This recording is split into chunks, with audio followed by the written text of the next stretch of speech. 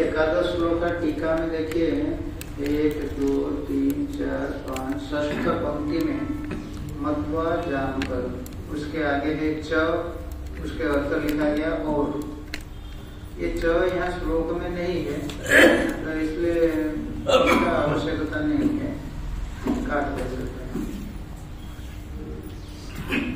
थोड़ा घटा दीजिए साउंड इनको बोलना।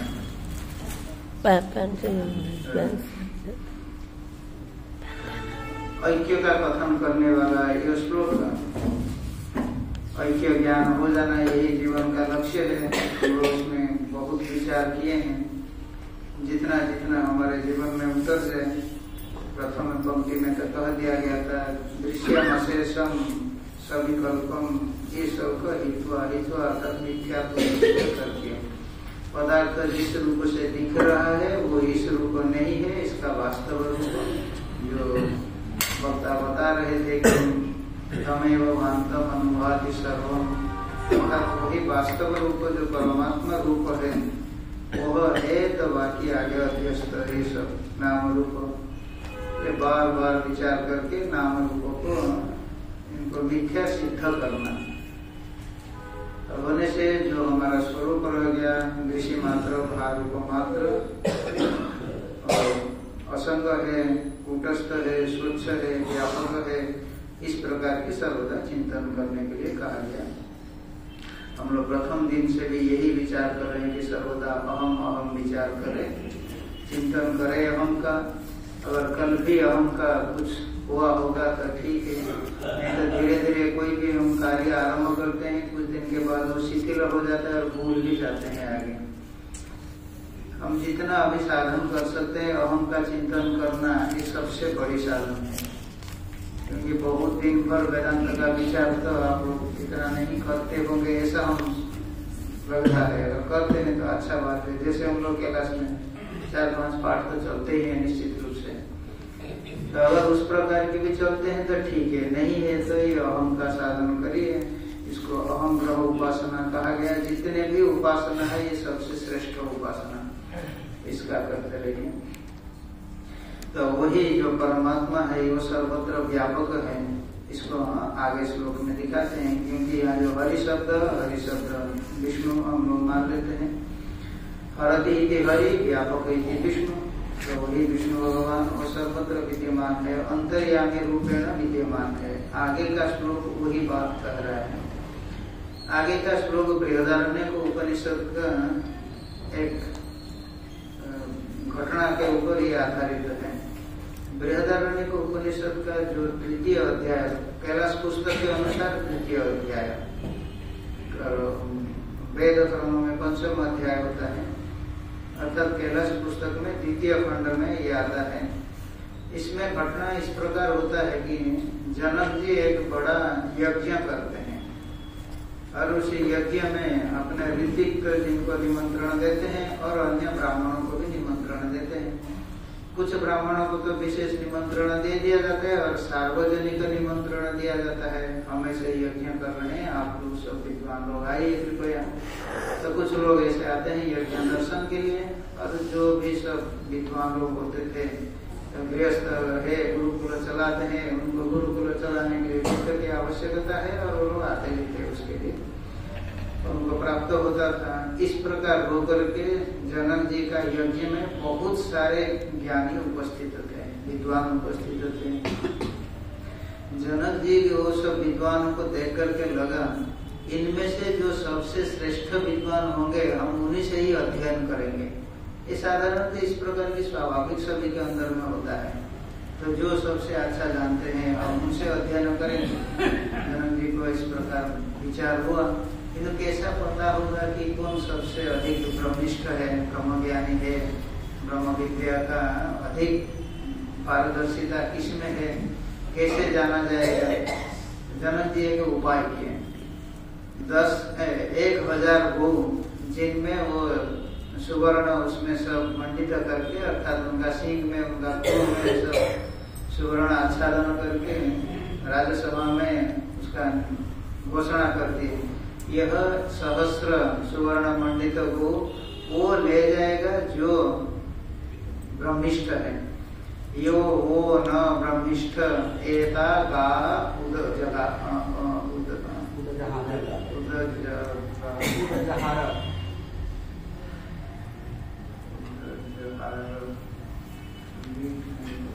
उदजताम लोट तो एता का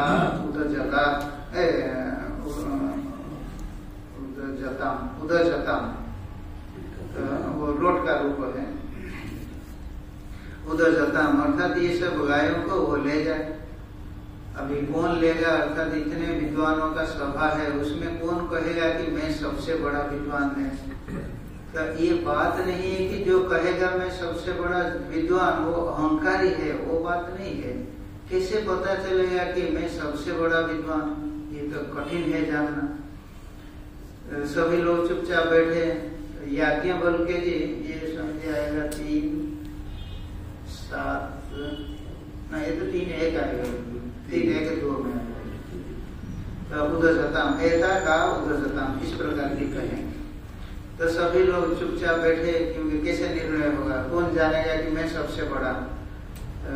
याज्ञवल्क्य उठ करके फिर कहे अपने शिष्य को, याज्ञवल्क्य स्वयं यजुर्वेद के अध्यापक थे और अपने शिष्य को कहे तो सामश्रवा एता का उदजताम, ये गायों को आप ले जाओ हमारे गुरुकुल के तरफ। और याज्ञवल्क्य जी वहाँ कहते हैं अपने शिष्य को कि साम श्रवा अर्थात साम वेद का श्रवण करने वाला तुम ले जाओ उसको। स्वयं यजुर्वेद का आचार्य है, अपने शिष्य को कहते हैं कि आप साम वेद का श्रवण कर रहे हो। अर्थात याज्ञवल्क्य जी बता रहे हैं कि मैं साम वेद भी जानता हूँ, और नहीं तो फिर ये कैसे हमारे पास रह करके साम वेद का श्रवण करता है। और साम मंत्र वो होते हैं कि जो ऋग मंत्र साम स्वर में गाया जाता है। तो परोक्ष रूप से वो कह दिए कि मैं ऋग वेद का भी ज्ञाता हूँ, अर्थात तीनों वेद का ज्ञाता हूँ। तो तीनों वेद का ज्ञाता हूँ ये कह दिए, और कह दिए कि आप गायों को ले जाओ। उदजताम लोट का रूप है, क्योंकि निर्देश देते हैं कि आप इसको ले जाओ उदजताम। तभी वो शिष्य जब लेने लगा, बाकी ब्राह्मण तो सब चुपचाप थे, किंतु अंदर में क्रोध हो रहा था, 1000 गाय अभी चले जा रहे हैं, सब सुवर्ण मंडित। और दूसरा बात है कि ये अपने आप को सबसे बड़ा ज्ञानी कैसे सिद्ध कर दिया। ये दोनों कारण से उन लोगों को क्रोध हुआ। क्रोध होने पर भी चुप बैठेंगे, किंतु कौन पहले विवाद आरंभ करेगा। राजा का जो होता था, होता अर्थात राजा का ऋत्विक में जो ऋग्वेद का ऋत्विक है, वो राजा का पास है तो थोड़ा अपने अधिक होता है। उसने खड़ा होकर के कहा कि तुम नो खरु ब्रह्मिष्ठो याज्ञवल्क्यो असीति, आप अपने आपको सबसे बड़ा ब्रह्मज्ञानी मानते हो। याज्ञवल्क्य जी कहते हैं तो नमो ब्रह्मिष्ठाय कुर्मः, हम तो ब्रह्मिष्ठ को नमस्कार करते हैं। वयम गोकामा एवं इस प्रकार कहते हैं। तो हमको तो गाय चाहिए, ये ब्रह्मिष्ठ के बारे में हम विवाद करने के लिए नहीं, हमको तो गाय चाहिए। अर्थात परोक्ष रूप से कह दिए कि अर्थात गाय हम ले रहे हैं, तो आप अगर प्रमाण करना चाहते हैं तो कर सकते हैं। तो पूछने लगे, प्रथम ये होता अश्वर उनका नाम था, वो पूछे, वो कर्म के बाद से पूछे। उनके बाद आए दूसरा, उनका नाम था आत्मभाग जारत्कार। वो उसी कर्म के बारे में पूछे और कर्म का थोड़ा फल के बारे में पूछे। प्रथम वक्ता केवल कर्म के बारे में पूछे, द्वितीय वक्ता थोड़ा फल के बारे में पूछे। देखिए श्रुति हमको कैसे कैसे धीरे धीरे ऊपर ले रहा है। तो व्यक्ति जो मर जाता है उसका क्या रह जाता है, उत्तर देते हैं उसका कर्म का फल यही रह जाता है। तृतीय वक्ता आकर के अश्वमेध याग के बारे में प्रश्न करते हैं, क्योंकि जितने सारे कर्म हो सकता है ये अश्वमेध याग, ये सभी कर्म में श्रेष्ठ कर्म है, ये ब्रह्म लोक को प्राप्त करवा सकता है। प्रथम में सामान्य कर्म, द्वितीय में कर्म का फल, तृतीय में श्रेष्ठ कर्म का फल यहाँ तक पहुंचाया गया। तृतीय ये प्रश्न करने वाले भुज्युल आचार्य उनका नाम था, सब विद्वान है। तो श्रेष्ठ कर्म का फल हो गया ये ब्रह्मलोक प्राप्त करेगा कर्म करके, अश्वमेध याग करके। और वहां ये सब दिखाया इसलिए जा रहा है कि ये अश्वमेध कर्म करके जो ब्रह्मलोक प्राप्त करेंगे वो भी संसार का ही अंतर्गत है, आपको प्रत्यावर्तन करना पड़ेगा। अश्वमेध याग करके जो लोकांतर प्राप्त करेंगे उनको आना पड़ेगा, उनको क्रम मुक्ति नहीं है, कर्म से कभी भी क्रम मुक्ति नहीं हो जाएगा। इस वैराग्य उत्पन्न करने के लिए श्रुति दिखा रही है, कर्म करे, जितने भी कर्म करे, श्रेष्ठ कर्म करे, उससे भी पुनरागमन होगा, ये संसार है। आगे चतुर्थ में आते हैं उशस्त चाक्रायण, वो पूछते हैं यद साक्षात अपरोक्षात ब्रह्म तन्मे ब्रूहि। आगे ब्रह्म ज्ञान का विचार आरम्भ करते हैं। श्रुति क्रम से हमको ले रही है, तो पूछे, वो भी उत्तर याज्ञवल्क्य के जी दे दिए, यह प्राणे न प्राणी थी, यो अपाने न अपानी थी, इस प्रकार कर दिए। जैसे कि समझाने के लिए थोड़ा पूछा कि वायु क्या चीज है, उत्तर दे दिया, वो जो वृक्ष का पत्ता हिल रहा है, जो हिला रहा है वो वायु है। अब ये खोजने लगेगा, पूछ रहा था कि वायु क्या बता दीजिए, उत्तर दे दिया। तो आगे वो कहते हैं कि ऐसा क्या आप टेढ़ा उत्तर देते हैं, हमको सीधा उत्तर देना है। श्रृंगम गृहीत्वा, जैसे इसको पकड़ कर भी कर दिया, एतत् पुष्पम, इसी प्रकार की कह देना चाहिए। तो याज्ञवल्क्य जी कहते हैं इस प्रकार कहा ही नहीं जा सकता, तो हम कैसे कह देगा। तो वो समझ गए कि वास्तविक इसको कहा भी नहीं जा सकता, वो बैठ गए। आगे चतुर्थ ऋषि या पंचम ऋषि आकर के पूछते हैं, वही प्रश्न पूछते हैं, यद साक्षात अपरोक्षात ब्रह्म, वो आप हमको बताइए। एक बार एक व्यक्ति वही प्रश्न पूछ करके बैठ गया, दोबारा और एक व्यक्ति आकर के वही प्रश्न पूछ रहा है। इसका तात्पर्य है कि वो कौवल कौशिक उनका नाम, इसका तात्पर्य है कि इसका कुछ ना कुछ आप अधिक व्याख्यान दीजिए। खाली नहीं कि इतना कह देंगे जो आपका प्राण को चला रहा है, जो आपका अपान को चला रहा है, जो ज्ञान को चला रहा है, इतना से हमको ग्रहण नहीं होगा, आप थोड़ा अधिक व्याख्यान करिए।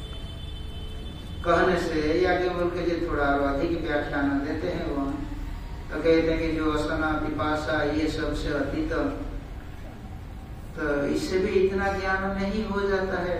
क्षुधा प्यासा से जो अतीत वही ब्रह्म, तो विशेष ज्ञान नहीं हो जाता है। वहाँ याज्ञवल्क्य जी कहते हैं यह ज्ञान उन्हीं को ही होगा जो ऐसणात्रय को पार कर गए हैं, तो नहीं तो नहीं होगा। वहाँ ये साधन भी थोड़ा कह दिए हैं। वो बैठ गए। आगे आते हैं उत्तरावतार, आगे गार्गी आते हैं। गार्गी वो आकर के पूछते हैं कि इसके बारे में, और वो पूछते हैं कि यह जो अव्याकृत आकाश है ईश्वर, ये ईश्वर कहाँ आश्रित है। याज्ञवल्क्य जी उनको डांट देते हैं, ईश्वर का जो अधिष्ठान है ये सब ऐसे भारी सभा में पूछने वाली बात नहीं है। ये तो आपको शिष्यत्व न समर्पित हो करके वो सब बात करना है, ये रहस्य विद्या। ये भारी सभा में आप ऐसे पूछ लेंगे ईश्वर का अधिष्ठान कौन है, ये नहीं होगा। तो अगर आप पूछेंगे तो आपका मृत्यु हो जाएगी। आप किसी को इस प्रकार कह देंगे, वो बैठ गए। आगे आते हैं उत्तरावतार में, वो ईश्वर के बारे में ही पूछते हैं। गार्गी पहले ईश्वर का अधिष्ठान पूछ लिया।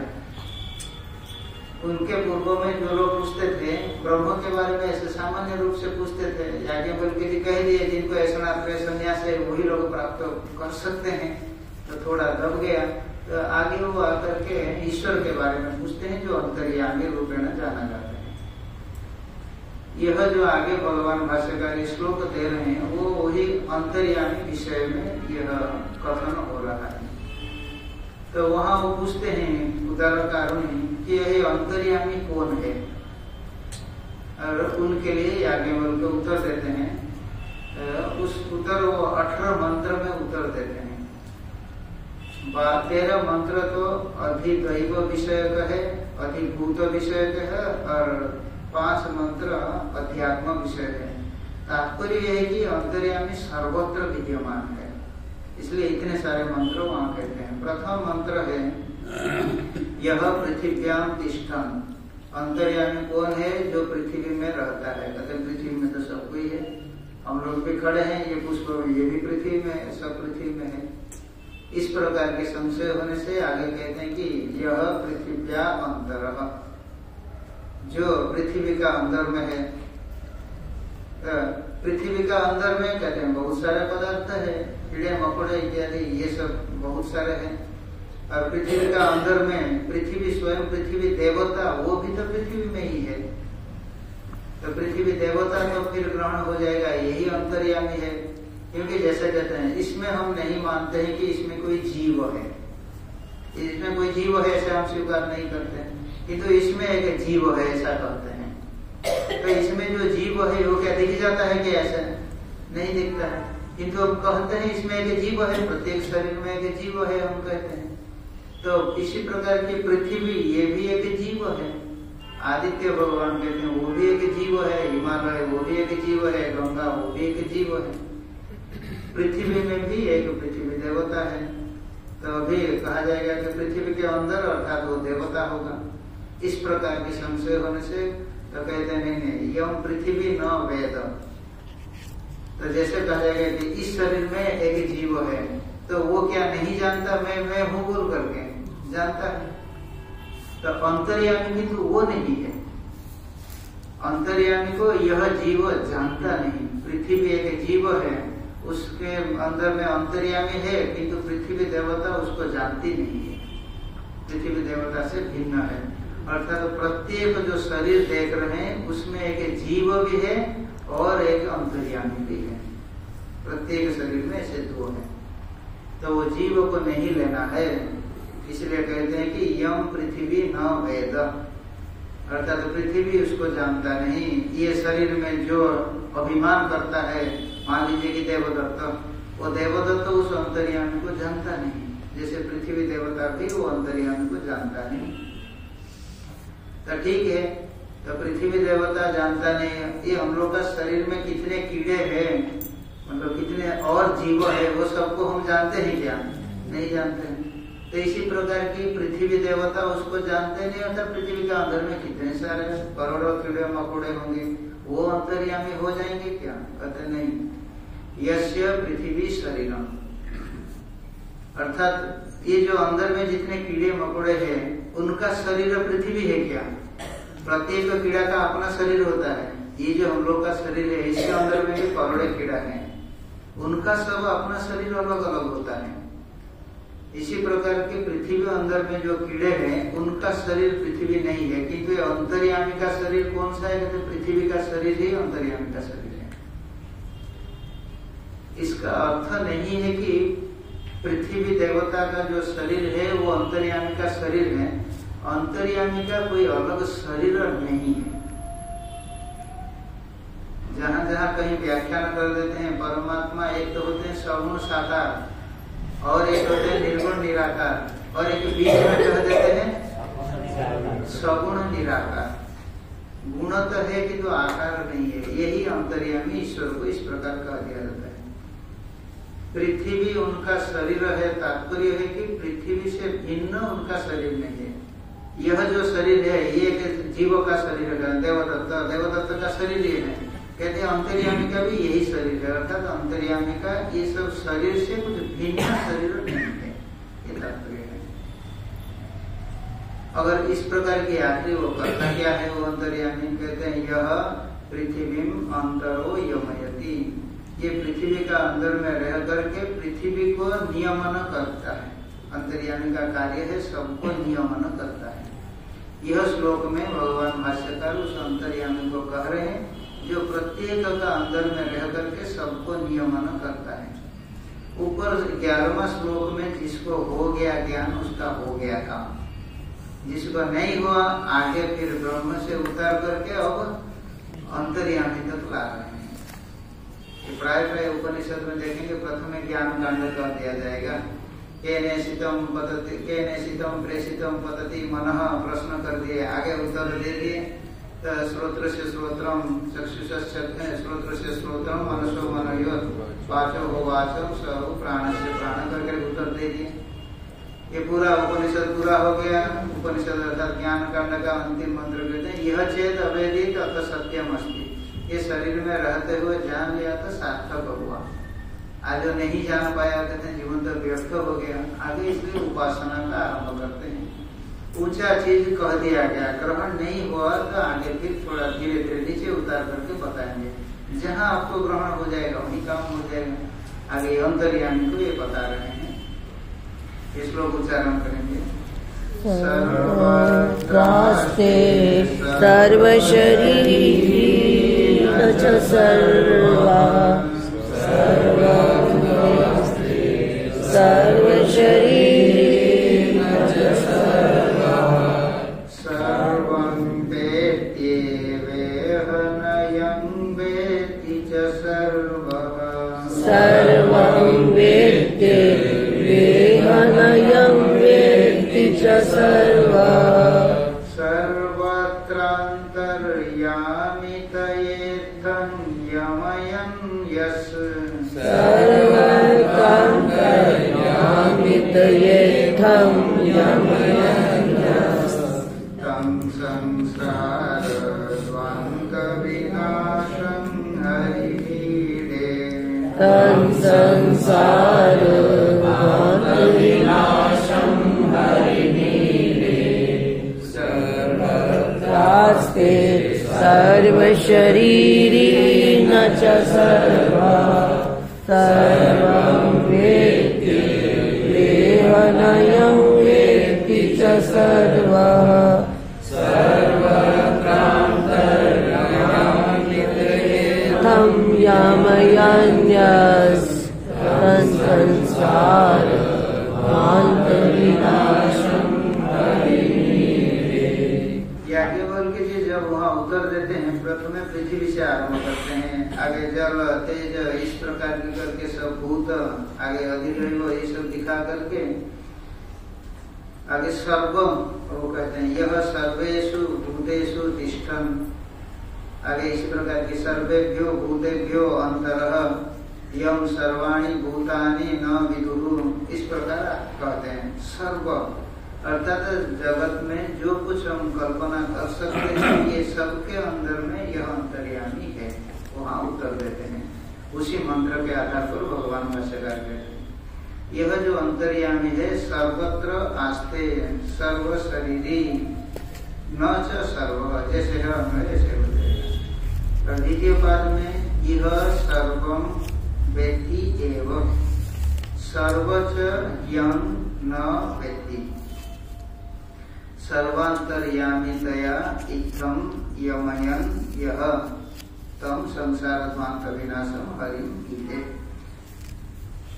यह को प्रथम ले सकते हैं, ये बता है यह सर्वत्र आस्ते, इस प्रकार के अर्थ कर लेना है। यह सर्वत्र आस्ते, सर्वत्र अर्थात जो कुछ हमारा कल्पना हो सकता है ये सब में विद्यमान है। जैसे कहा गया पृथ्वी में भी है, जल में भी है, तेज में भी है, वायु में भी है, आकाश में भी है, वो सर्वत्र हो गया। और प्रत्येक दैव देवता में, प्रत्येक देवता में वो है, प्रत्येक शरीर में है, सर्वत्र है। और सर्व शरीरी, इस अंतर्यामी का कोई अपना शरीर नहीं है। तो जो सब नियम्य शरीर है, जिसमें रह करके वो नियमन करता है, वही इसका शरीर है। इसका कोई अपना शरीर नहीं है। जैसे कहते हैं साधुओं का कोई अपना घर नहीं रहता है, जहाँ रहे कहते हैं वही अपना घर हो गया। फिर कल से चल दिए, यहाँ से चल दिए और कोई पहुंच गए, कहते हैं जहाँ पहुंच गए बस वही। खाली इतना अंतर है कि तो साधु कभी भी नहीं कहेगा कि मेरा घर है अंतर्यामी, किंतु उन्हीं का वो भी घर है, इस प्रकार की। क्योंकि साधु वास्तविक अंतर्यामी से थोड़ा ऊपर रहेंगे। अंतर्यामी नियमन करने वाले और वास्तविक जो ज्ञानी पुरुष होगा वो कहेगा हम तो केवल सत्ता मात्र है, केवल सत्ता मात्र। इसलिए वो मेरा घर इस प्रकार की नहीं कहेगा। मेरा घर कहा तो फिर तक व्यस्त ही हो गया। सर्व शरीरी अर्थात ये जो सब शरीर है वही उनका शरीर है। तात्पर्य है कि उनका भिन्न शरीर नहीं है। और ये सब शरीर वाले वो जानते होंगे उसको, कहते हैं कि सर्वोच्च न च सर्व शरीर है, किंतु वो सर्व नहीं है, अर्थात वो तत्त जीव नहीं है, वो पृथ्वी नहीं है। पृथ्वी उसका शरीर है किंतु वो पृथ्वी नहीं है। जैसे कहा गया, देवदत्त कहेगा कि मैं देवदत्त हूँ और यह शरीर मेरा है। अंतर्यामी किंतु देवदत्त का शरीर में भी रहेगा, वो देवदत्त शरीर वाला भी होगा, किंतु वो देवदत्त नहीं होगा। न च सर्व अर्थात न देवदत्त। प्रत्येक एक एक करके ले लेंगे तो अंतिम में सर्व कह दिया। अर्थात देवदत्त शरीर वाला अंतर्यामी हुआ किंतु देवदत्त नहीं हुआ।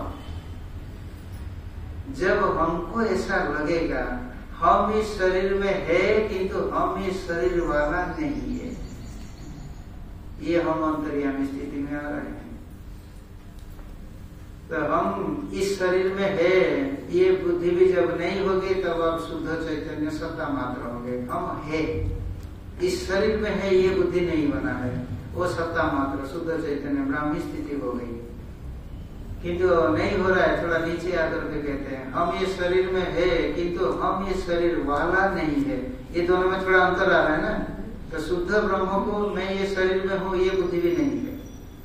अंतर्यामी आ गया तो कहते कि मैं ये शरीर में हूँ किंतु ये शरीर वाला नहीं हूँ। इस प्रकार की बोधन हमको आना।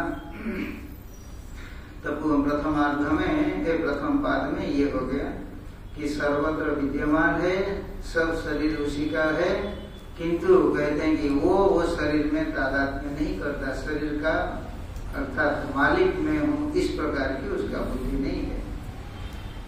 और यह सर्वम व्यक्ति उस शरीर में रहता हुआ सब कुछ जानता है, सब कुछ जानता है अर्थात बुद्धि में प्रतिबिंबित होता है। ये सब हम लोग बहुत अब तक सुने हैं। हमारी बुद्धि वो दर्पण जैसा है, क्योंकि सत्व अंश से बनता है, शुद्ध है, उसमें ये प्रतिबिंबित हो जाता है। यही जानना, जैसे हम कहते हैं कि सूर्य सब कुछ जानता है, तो वास्तविक विचार करने से सूर्य कुछ जानता है क्या? कुछ नहीं जानता है। जैसे ये जो ये लाइट जलते हैं ये सब जानता है, तो वास्तविक ये कुछ नहीं जानता, उसका कार्य तो प्रकाश दे देना। किंतु शब्द व्यवहार करता है ये लाइट सब कुछ जानता है। ऐसे क्यों कह दिया जाता है? हम यहाँ बैठे हैं और कुछ घटना घट रहा है, हम जान रहे हैं नहीं जान रहे हैं? जान रहे हैं। हम यहाँ बैठ रहे हैं, कोई बोलता है, कोई सुनता है, कोई ऊपर में बैठा है, कोई बीच में आसन में बैठा है, इस प्रकार कहते हैं जानता है। तो तात्पर्य हो गया कि जो जहाँ है वो जानेगा। इसी प्रकार की अगर अंतर्यामी विद्यमान है वो जानेगा, अगर ये लाइट विद्यमान है वो जानेगा, सूर्य विद्यमान है तो वो जानेगा। ये हम अपने दृष्टिकोण से सर्वत्र आरोप करते हैं।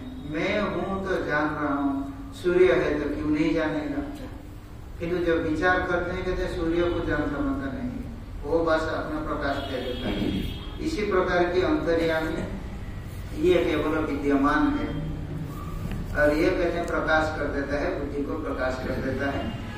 यह सर्वम व्यक्ति, यहाँ रह करके वो सब कुछ जानता है। श्वेता सूत्र उपनिषद में एक मंत्र है, शायद आज ही कोई बोल रहे थे, अपाणि पादो जवनो गृहीता पश्यत्य चक्षुष शृणोत्य कर्णः स वेत्ति वेद्यम न च तस्यास्ति वेत्ता तमाहुरग्र्यं पुरुषं महान्तम्। इस प्रकार की मंत्र है। अपाणि पाद, उसका कोई पानी पाद कुछ नहीं है, किंतु जवन शीघ्र जाने वाला है। पाद नहीं है, शीघ्र जाने वाला है। हाथ नहीं है, सब कुछ ग्रहण कर लेता है। ये व्याख्याकार लोग कहते हैं ये जो जगन्नाथपुरी में जो जगन्नाथ भगवान का मूर्ति है इस मंत्र के आधार पर बनाया गया। हाथ नहीं है, पाँव नहीं है, आंख का कभी पलक गिरता नहीं है, कान नहीं है, किंतु सब कुछ ये कर लेता है परमात्मा का, और ये सब दिखाया जाता है। इसी प्रकार के स्वतः सूत्र मंत्र वो कहते हैं सब वेद्यम, वो सब कुछ जानता है किंतु उसको कोई नहीं जानता है। सब कुछ जानता है अर्थात हमारी जो बुद्धि चलती रहती है वो बुद्धि में वो प्रतिबिंबित होता रहता है, इसलिए सब कुछ जानता है। आगे इसका रहस्य और थोड़ा विचार करेंगे। ये जब पता चलेगा, ये सब का रहस्य लगेगा कि हम तो अर्थात कहाँ कितने दूर जाकर के फंस गए ये सब में। वो सब कुछ जानता है, अर्थात उन्हीं के उपस्थिति से हमारे बुद्धि जो सब चिंतन करती है, जो इच्छा कर लेती है, ये सब संस्कार बन जाता है। और आगे कहते हैं कि सर्वच यम न वेत्ति, हमारे अंदर में वो अंतर्यामी विद्यमान है, किंतु हम नहीं जान रहे हैं। नहीं जानने से हम कुछ ना कुछ इसके द्वारा करते रहते हैं। जिस दिन हमको पता चलेगा ये हमारा जो करता है अंतर्यामी सब रिकॉर्ड कर लेता है, और करके आगे कहते हैं कि उसी मुताबिक चलाता है। वास्तविक वो कुछ चलाता नहीं है, वो केवल स्थिर है। हमारी बुद्धि कामना को बनाया, इच्छा को बनाया, और वो संस्कार बन गया। वो संस्कार जैसे बन जाता है, उसी संस्कार के आधार पर फिर ये चलेगा। अंतर्यामी क्या करेगा? कहते हैं कि उसको खाली प्रकाश दे देगा चलने के लिए। सर्व अंतर्यामी तया इत्थम यमयन, पूर्व में जो कहा गया उसको कोई नहीं जानता है, किंतु वो सबको जानता है। वो केवल विद्यमान रह करके हमारे सारे इच्छा को स्टोर कर देता है, और हमारे अंदर में ये जैसे इच्छा बन जाता है उसी मुताबिक चलता है। ये दुर्योधन का श्लोक हम लोग बोल रहे थे ना, जानामि धर्मम न च मे प्रवृत्ति, जानामि धर्मम न च मे निवृत्ति, केनापि देवेन हृदि स्थितेन यथा नियुक्तोऽस्मि तथा करोमि, यथा नियुक्त प्रयुक्त नियुक्तोऽस्मि तथा नियुक्तोऽस्मि तथा करोमि। तो ये बिल्कुल कहता है, हम जानता है फिर भी हमारी बात नहीं चलता है। दुर्योधन अभी दो चीज यहाँ कह रहा है कि मैं जानता हूँ क्या धर्म है, नहीं क्या अधर्म है, किंतु अंतर्यामी हमको अधर्म में ही लगाता है। ऐसा क्यों हो गया? कहते कि आपका अंदर में संस्कार पड़ा हुआ है अधर्म का, आज आप धर्म को भी जानते हैं, किंतु आज जो जानते हैं वो तुरंत काम नहीं देगा। जो पहले से बचा पड़ा हुआ है अभी वो बलवान होकर के है। अंतर्यामी आपके अंदर में देख लेगा किसमें क्या बलवान है, उसी के आधार पर कार्य करेगा। अंतर्यामी का अर्थ है कि शक्ति आ गया, शक्ति आ गया तो जो बलवान है वही ले लेगा उस शक्ति को। तात्पर्य है कि सब भूखे बैठे हैं, ऊपर से कुछ सामान गिरा, भोजन का सामान, वो सामान को कौन पकड़ लेगा? जो बलवान है। हमारे अंदर में पुराना संस्कार है अधर्म का, और अभी नया धर्म का संस्कार आ रहा है। दुर्योधन कह रहा है ये बात, मैं धर्म को भी जान रहा हूँ, किंतु अधर्म का संस्कार बलवान। अंतर्यामी ने फूड पैकेट डाल दिया, शक्ति दे दिया, कूद करके अधर्म ही ग्रहण कर लिया।